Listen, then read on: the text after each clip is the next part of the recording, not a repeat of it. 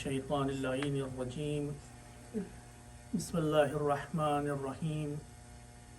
الحمد للہ الذی ہدانا لہذا وما كنا لنہتدی لولا ان ہدانا اللہ لقد جاءت رسل ربنا بالحق ثم الصلاة والسلام والتحیة والاکرام علی النبی الأمی القرشی الہاشمی الابرہی رسولنا الممجد والمصطفى الأمجد والمحمود الأحمد أبي القاسم محمد اللهم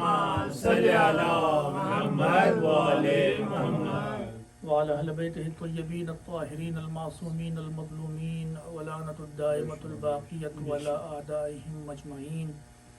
من الآن إلى قيام يوم الدين أما بعد فقد قال الله الحكيم في كتابه الكريم وأعوذ بالله من الشيطان الرجيم بسم الله الرحمن الرحيم لقد جاءكم رسول من أنفسكم عزيز عليه ما عنتم حريص عليكم بالمؤمنين رؤوف رحيم ایک سلوات بھیجے بر محمد اللهم صل على محمد وآل محمد عزیزان محترم ایک اور سلوات بھیجے بر محمد اللهم صل على محمد وآل محمد نعرہ حیدری آج کی شب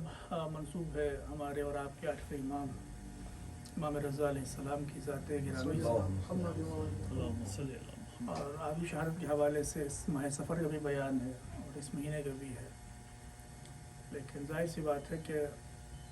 ہم کو تو موقع چاہیے اس فرش پر آنے کا، کیونکہ جو برکت ہے، جو ثواب ہے، وہ ناقابل بیان ہے، نہ ہم بیان کر سکتے ہیں اور نہ ہی آپ اس کا احساس۔ دیکھیں، قرآن مجید کی جس آیت کی تلاوت کی شرف میں نے حاصل کیا، اس میں پروردگار عالم سورہ توبہ کی 128ویں آیت ہے،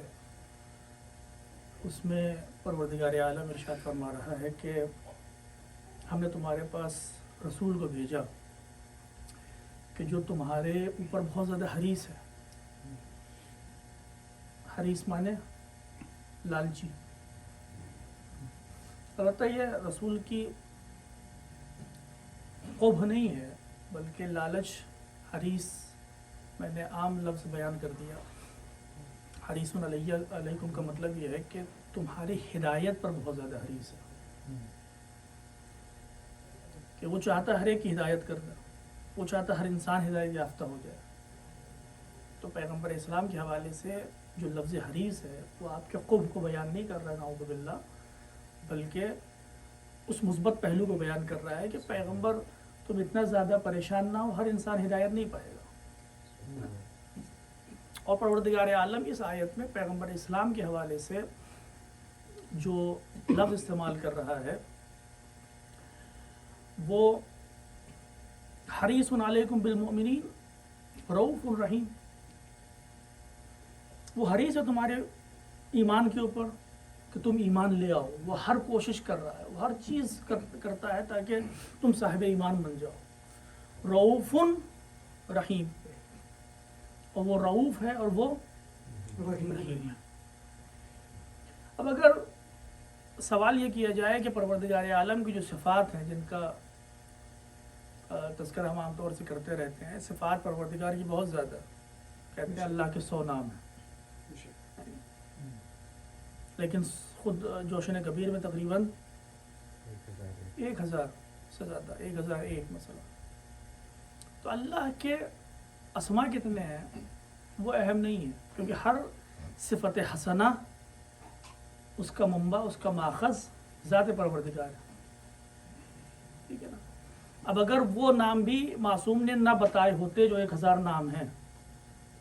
اور ہم سے کہا جاتا اللہ کے اسماء تحریر کرے ہر صفت حسنہ کے اوپر، تو شاید ہم 10-15 سے آگے نہ بڑھ پاتے۔ وہ بھی معصومین کا ہدیہ ہے ہم کو کہ ہم کم از کم اللہ کے 1000 جو اس کے جہات ہیں ذات الہی کے، اس کے جو صفات ہیں، اس کو سمجھنے کی طاقت ہم میں آ سکی، چاہے لفظی طور پر۔ اگر وہ دعائیں جوشن کبیر نہ ہوتی تو ہم ان 1000 جہاد کو بھی سمجھ نہ پاتے، تو اللہ کے نام کتنے ہیں اور کتنے نہیں ہیں وہ بحث نہیں ہے، لیکن جو اللہ کی صفات ہیں، اگر میں سوال کروں کہ سب سے زیادہ کس صفت کا تذکرہ ہم کرتے ہیں اپنے روزانہ کی زندگی میں، کس ذکر کو، کس صفت کو سب سے زیادہ یاد کرتے ہیں، اور کون سی ایسی صفت ہے پروردگار عالم کی جو بالکل آبویس ہے، تو وہ صفت ہے رحمان اور رحیم. کیونکہ پروردگار عالم نے قرآن کی ہر سورے کی ابتدا میں اپنی جو معرفی کی ہے، انٹروڈیوس کرایا اپنے آپ کو، اور ہر سورے کا جز بنایا بسم اللہ کو، سوائے ایک سورے کا سورہ توبہ کے، اس میں کہا بسم اللہ الرحمن الرحیم. تو ہم نماز پڑھ رہے روزانہ، تو آواز نہیں پہنچ رہی، بہت زیادہ بڑھا دی. اب آپ پہنچ رہی، پہلے نہیں تھی. اچھا، تو سامنے والا زیادہ بہتر رہتا ہے میرے خیال سے. ہاں. تو ہم ہر روز نماز پڑھ رہے ہیں، نماز پڑھنے میں بسم اللہ الرحمن الرحیم،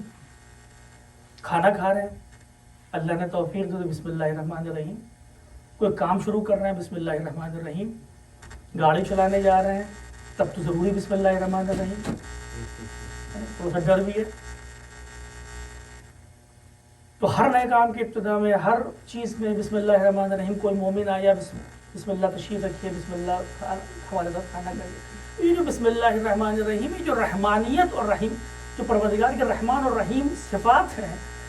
اس کا ذکر کم از کم زبانی طور پر تو ہم ہر روز کر رہے ہیں. اب اس کے کتنے معنی ہم سمجھ رہے ہیں، اس کا شکر ادا ہو رہا ہے کہ نہیں، یہ بہرحال ہر انسان کے اعتبار سے الگ ہے، ہر انسان کی معرفت کا درجہ الگ ہوتا ہے. تو ظاہر سی بات ہے کہ ہم، اللہ نے تو ذکر اس لیے کیا تاکہ ہم یہ سمجھ سکیں کہ اس کی رحمت کے بغیر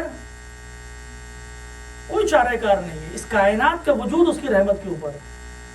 اس لیے اللہ نے ہر سورہ کی ابتدا میں کہا بسم اللہ الرحمن الرحیم. سورہ توبہ میں نہیں کہا کیونکہ سورہ توبہ میں اس وجہ سے بسم اللہ الرحمن الرحیم سے اس کا آغاز نہیں ہوا کیونکہ سورہ توبہ پروردگار عالم کے غیظ و غضب کی نشانی ہے، تو اس نے اپنی رحمت کا تذکرہ نہیں کیا سورہ توبہ میں. اس لیے اس میں برات کا تذکرہ ہے، منافقین سے، کافرین سے برات کا تذکرہ ہے. لہٰذا پروردگار عالم نے بسم اللہ الرحمن الرحیم سے اس کا آغاز نہیں کیا. لیکن ہماری زندگی کا ایک زیادہ سے زیادہ حصہ ان دو صفات کے ارد گرد گھومتا ہے. ہر روز ہم اس کا تذکرہ کرتے ہیں، ہر روز ہم اللہ کے رحمان اور رحیم ہونے کا تذکرہ کرتے ہیں.